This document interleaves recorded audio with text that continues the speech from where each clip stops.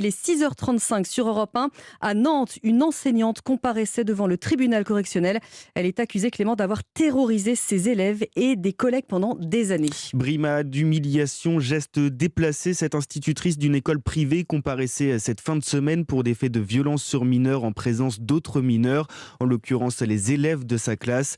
Un enfer à l'école qui aurait duré des années pour ces enfants scolarisés du CP au CM2, Charles Guyard.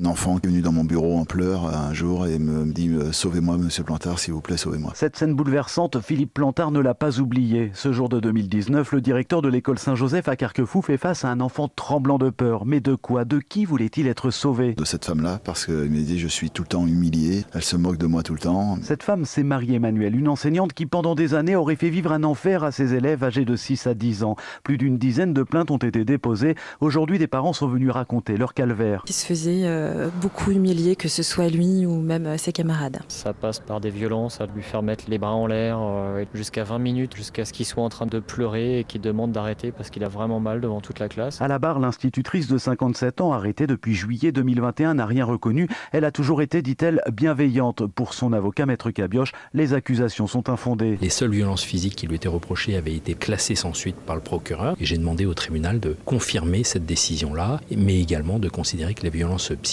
n'étaient pas davantage établies. Pour le tribunal, les traumatismes sont pourtant réels. 30 mois de prison avec sursis et une interdiction définitive d'exercer ont été requis. La décision sera rendue le 29 août.